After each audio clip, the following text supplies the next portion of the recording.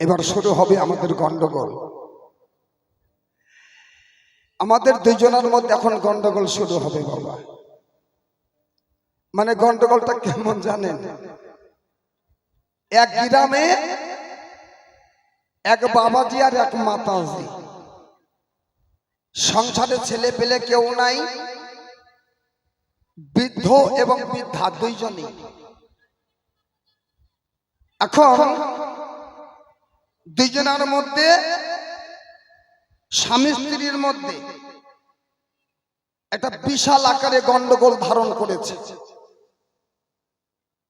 এমন গন্ডগোল শুরু হলো, মানে 1 থেকে 1.5 ঘন্টা শুধু দুইজন গন্ডগোল করে চলে গেল। এখন গন্ডগোল শেষে বুড়ি বুড়ার দিকে তাকায় না, বুড়া আর বুড়ির দিকে তাকায় না। এখন এইরকম দুইজনের রেষারেষি চলতে চলতে মাঘ মাসে শীতের দিন।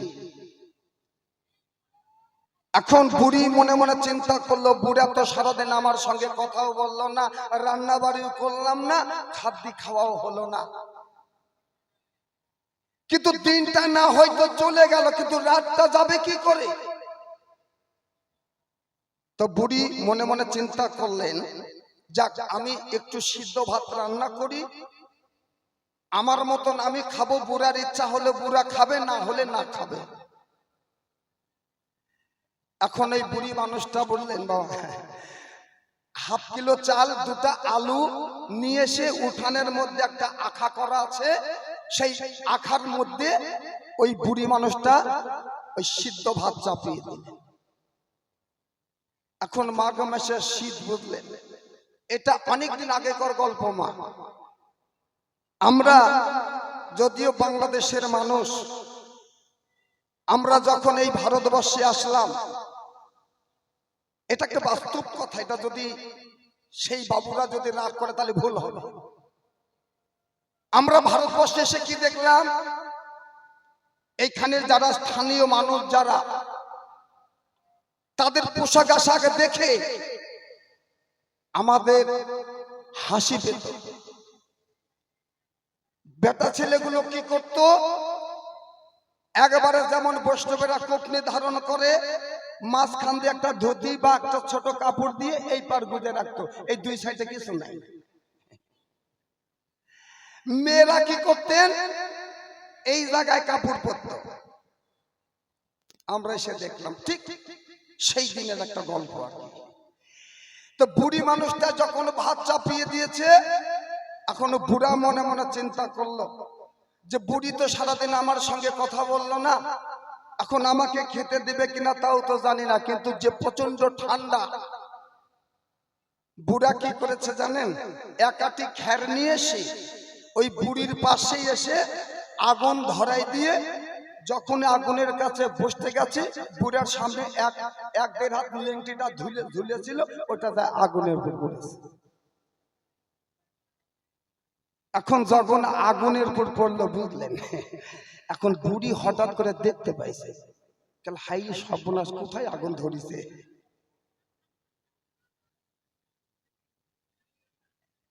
সুতির কাপড় তো ধীরে ধীরে উঠে আসতেছে আর কি। এখন বুড়া কিন্তু নিচের দিকে আর খেয়াল করে নাই বাবা, বুঝলেন, বুড়া কিন্তু এইভাবে আগুন তাপাচ্ছে, কিন্তু নিচে যে কি হচ্ছে এটা বুড়া ঠিক পাই নাই। এখন বুড়ি চিন্তা করলো, সর্বনাশ, এই তো এখন কিছু না করলে তো পুড়ে শেষ হয়ে যাবে। এখন বুড়ি করছে কি, আমি এই বাড়ি থাকবো না, এই বাড়ির ভাতও খাবো না, কারো যদি ন্যাংটি পুড়ে যায় তাও আমি কিছু করবো না। এখন বুড়াও তাও ঠিক পাই নাই। এখন বুড়ি চিন্তা করলো, সর্বনাশ, যদি পুড়ে যায় তাহলে কি অবস্থা।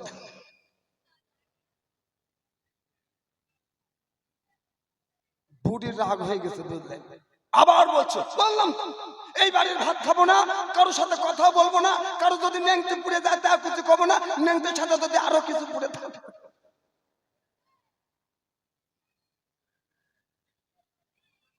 তো আজকে ঠিক এইরকম একটা পরিস্থিতি মানে আমি যা বলবো বামনের নেংটি পুড়বে, আর ব্রাহ্মণ যা বলবে সেটা আমার নেংটি পুড়ে যাবে। জয় গুরু জয়। দাও দাদা স্কেল দাও।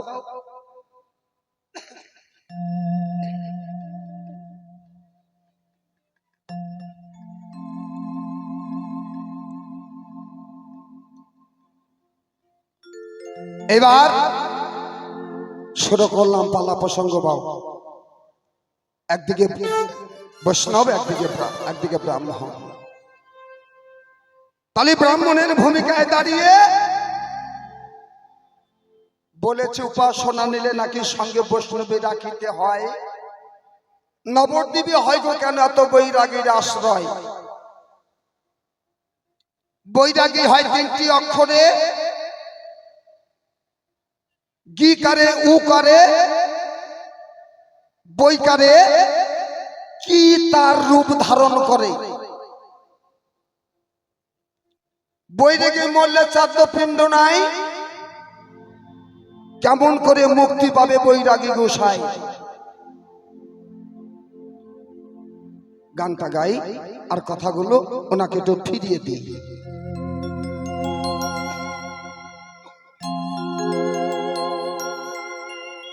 ভোলাম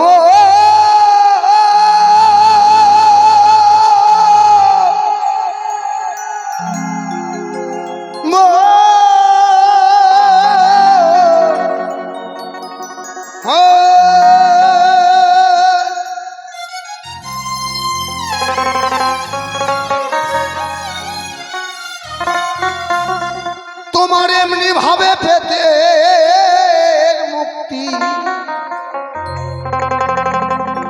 তোমার এমনি ভাবে, তোমার এমনি ভাবে পেতের মুক্তি। ওরে তোমার লাগবে না সাধ্য দর্পণ, এই চৈতন্য মন্ত্র গুরু তোমায় দেবে রে যখন। বুঝতে পারলাম ব্রাহ্মণ ভাই? চৈতন্য মন্ত্র যখন মানুষ চৈতন্য মন্ত্র গ্রহণ করে, অর্থাৎ আমরা যেটাকে বলি শিক্ষা মন্ত্র নেওয়া, এই শিক্ষা মন্ত্রটা কেন নেওয়া হয়? শিক্ষা মন্ত্রটা হলো আমার দেহটাকে রক্ষা করা। আমি কেমন করে নিত্য মরণের হাত থেকে বাঁচব, সেই সন্ধান দেয় বৈরাগী। কেমন? এটা হলো আমার দেহের দিক নির্ণয় করে দেওয়া। এই দেহটা আমি কি করে পরিচালনা করব, এই দেহটা আমি কি করে দীর্ঘায়িত আয় করব, এই সন্ধান একমাত্র আছে বৈরাগীর কাছে, ব্রাহ্মণের কাছে নাই। তাই যখন মানুষ উপাসনা নিয়ে যায়, যখন নিত্য মরণের হাত থেকে যখন রক্ষা পায়, নিত্য মরণের হাত থেকে যখন বাঁচে, ওই মানুষের আর কখনো শ্রাদ্ধ পিণ্ড করতে হয় না। কেমন? আর তোমার মতো ব্রাহ্মণ যারা নিত্য মরণের হাত থেকে মুক্তি পায় নাই, নিত্য মরণের হাত থেকে বাঁচতে পারে নাই, একমাত্র জগতে তাদেরই শ্রাদ্ধ পিণ্ড হয়। কেমন? তার স্লোগান, তোমার এমনি ভাবে, তোমার এমনি ভাবে পেতে মুক্তি, তোমার লাগবে না চাঁদ দর্পণ, চৈতন্য মন্ত্র গুরু দেবে রে যখন, তোমায় দেবে রে যখন, দেবে রে যখন, দেবে রে যখন, দেবে রে যখন। একবার জয় জয় শ্রী গুরু বৈষ্ণব গোসাই প্রেমানন্দে, হরি বল হরি বল।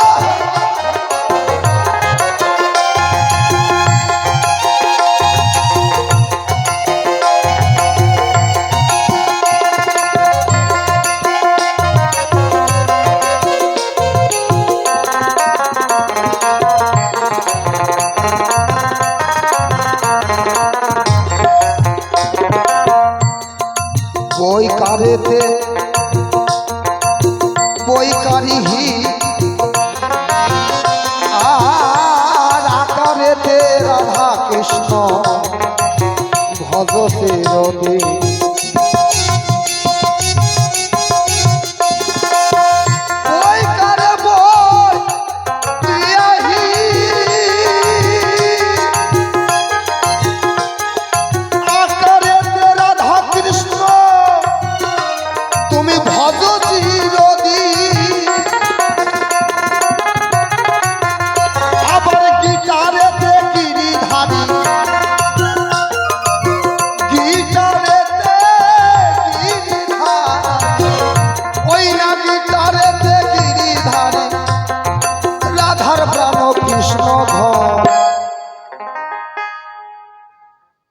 মহাজন বললেন বৈকারিতে বৈক্রিয়াহি আকারেতে রাধা কৃষ্ণ ভজ চিরদিন। রাধা কৃষ্ণ আকারে রাধা কৃষ্ণ, তার আকার নাই। কৃষ্ণের নাই কায়া, রাধার নাই দেহ। হ্যাঁ, কৃষ্ণের কায়া মানে দেহ নাই, রাধারও দেহ নাই। এই কৃষ্ণর ভজন যদি কোনো ব্যক্তি করতে পারে, অর্থাৎ আমাদের দেহের যে ব্রহ্মবস্তু, এই ব্রহ্মবস্তুর সন্ধান জেনে যে আমার দেহের মধ্যে গোবিন্দকে একেবারে খিল মেরে রেখে দিয়েছে, যেন আমাদের সেই ব্রহ্মবস্তু আর জীবনে তার কাছে নিম্নগামী হয় না, ঊর্ধ্বগামী হয়ে থাকে। এই রাধা কৃষ্ণকে যে বশ করতে পেরেছে, তার জীবনে কোনো শ্রাদ্ধ পিণ্ডর কোনো প্রয়োজন নাই। কেমন? তাই বলি শোনো কি বলছি, হরিবল হরিবল।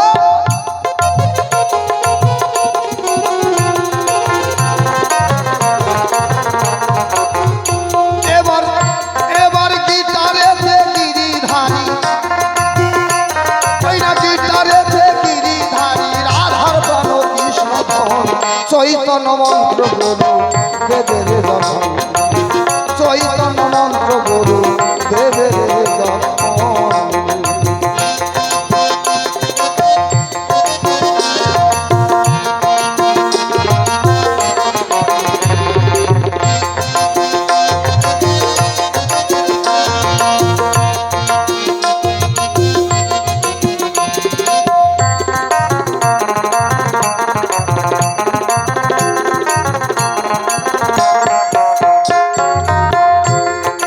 মালাতে তুলসী দেবী রয়,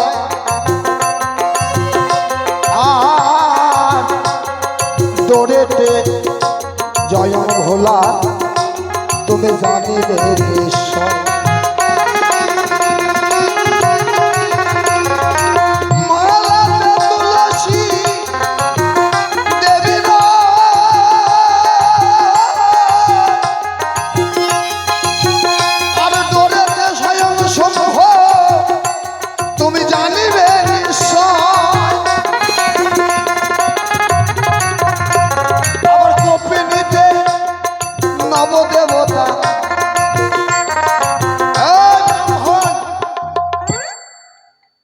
এই যে বৈরাগীরা কপনি ধারণ করে, মালাতে তুলসী দেবী রয়, দ্বাদশেতে তিলকতে দ্বাদশ গোপাল জানিবে নিশ্চয়, ডোরে আছে স্বয়ং শম্ভু, কপনিতে আছে বিষ্ণু রয়। এটা বৈরাগীরা ইচ্ছা করে পড়ে না। এই কপনি ধারণ করতে গেলে ব্রাহ্মণ বৈরাগীদের বিশেষভাবে একটা নিয়ম পালন করতে হয়। আর এই কপনি নেবার সময় একটা মহাপ্রভুর ভোগ দিতে হয়, 3 বারই ভিক্ষা করতে হয়। ভিক্ষা করে নিয়ে এসে একজন বৈরাগী সেই কপনি ধারণ করে। কেন? যেন তার দেহে উত্তেজিত যেন না হয়, তার দেহের কামের জ্বালা যেন উদ্দীপন না হয়, সেই জন্যই ওই জিনিসটাকে এঁটে রাখা। কেমন? যাতে কামের উত্তেজনা না হয়, তার জন্যে রাধারানীর কাছে আনয় বিনয় কামনা মিনতি করতে হয়। বুঝলে ব্রাহ্মণ? এটা চারটেখানি নয়। তোমাকে বলে লাভ কি? তুমি তো এই সন্ধানই জানো না। বৈরাগীদের এমনি শ্রাদ্ধ পিণ্ড হয় না, কারণ এই একটা কথা আছে না, আমার টলে